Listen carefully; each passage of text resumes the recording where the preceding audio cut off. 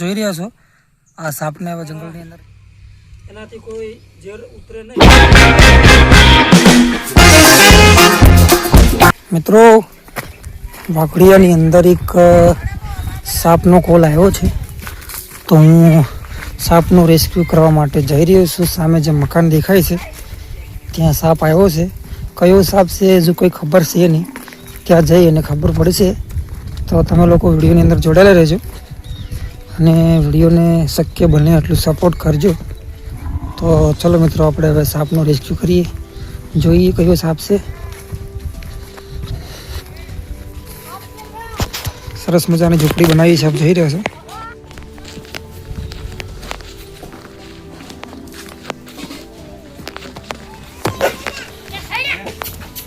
ક્યાં છે ભાઈ? હા, હાપ ક્યાં છે? ઈટોમાં ક્યાં છે હાપ? પેલું ડબલું તમે ખોલ્યું? ચાલશે. મોટો હાપ છે કે નાનો?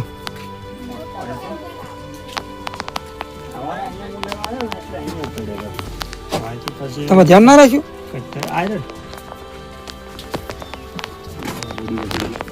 આપ જોઈ રહ્યા છો આ જે સાપ છે ઇન્ડિયન સ્પેક્ટિકલ કોબરા. તો હવે આ સાપનું આપણે રેસ્ક્યુ કરીશું.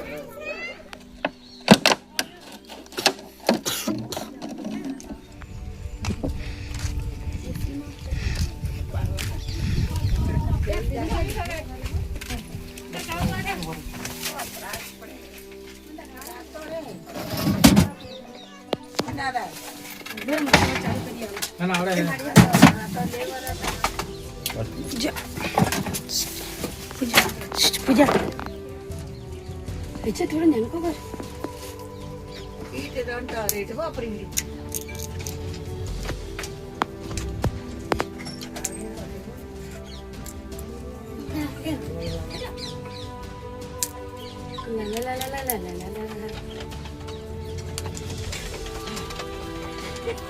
દુખા બહાર था પણ દુખા બહાર જતી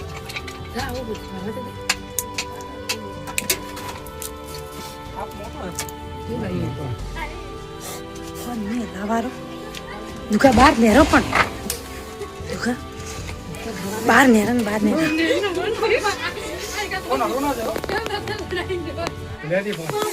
પૂજા બહાર હેડો.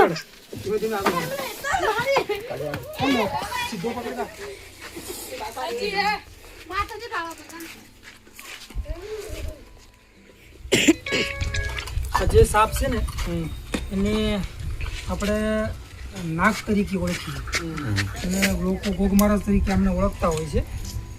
આ જે સાપ છે એને ઇંગ્લિશમાં કોબરા કહેવાય અને સાયન્ટિફિક ભાષામાં નાજા તરીકે ઓળખાય છે.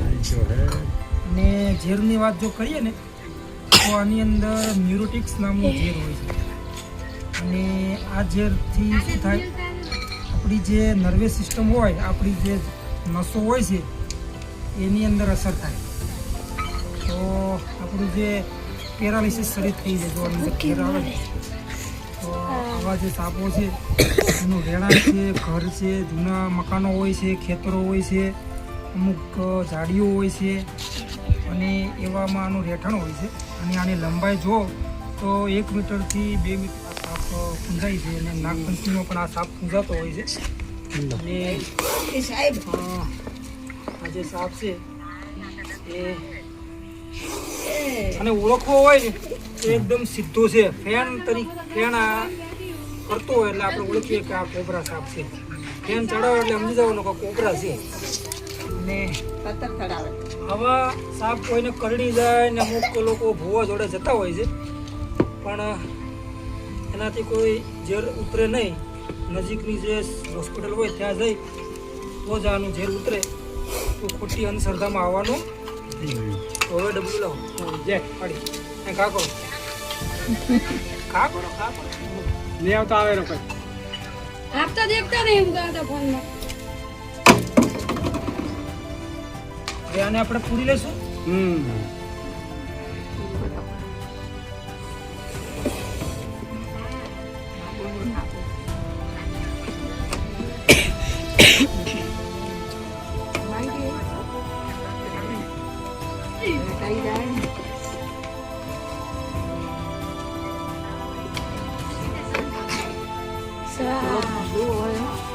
અને વાઘોડિયાની અંદર ભરતભાઈના ઘરેથી આ સાપ પકડ્યો છે, રસોડાની અંદર રહી ગયો અને ભરતભાઈ સવારનો ફોન આવ્યો હતો એટલે મેં ત્યાં પહોંચી ગયો છે અને સાપનો રેસ્ક્યુ કર્યો છે. એટલે અમને સહી સલામત રીતે જમીનમાં રિલીઝ કરશું. આપનું કયું ગામ છે અને શું નામ છે આપનું? મારું ગામ સાહેબ ખારા છે, નામ ભરતભાઈ તલાજી વાછોલા. અને તમારા ઘરે કેટલા વાગે સાપ આવ્યો હતો? સાહેબ સવારનો 7 વાગે જેવો ગયો છે. અચ્છા, અને પછી તમે પ્રાથમિક દ્રષ્ટિએ શું કર્યું કે સાપનું શું કરવું જોઈએ? પછી સાહેબ કીધું એમને પકડાવીને મોકલાવી દે.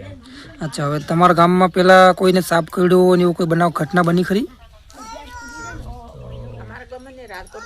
અમારા ગામમાં ખબર નહીં. એટલે કદાચ કોઈને એવો સાપ કરડ્યો તો તમે શું કરો છો? શું કરો છો તમે? સાપ કોઈને કરડી ગયો હોય તો તમે શું કરો છો? સાહેબ કરડે એટલે દવાખાને લઈ જાય. કોઈ દોરા ધાગા હાથે ધાગા એવું કરાવે. એવું બધું કરે ખરા? હા, એટલે પહેલા એવું કરે કે પછી દવાખાને આવ્યા પછી એવું કરે? એટલે પહેલાંય આવું કરીને પછી જ લઈ જાય અમુક. અચ્છા, હવે તો જ્યાં આપણે સાપ પકડ્યો છે એ ઝેરી સાપ છે કે તમે શું સમજો? સાપને ઓળખો છો? હા સાહેબ, ઝેરી છે. ઝેરી સાપ છે. અને આ સાપ તમે પહેલાં પણ જોયેલો હશે? હા, તો તમે જોઈ રહ્યા છો. આ સાપને હવે જંગલની અંદર રિલીઝ કરશું.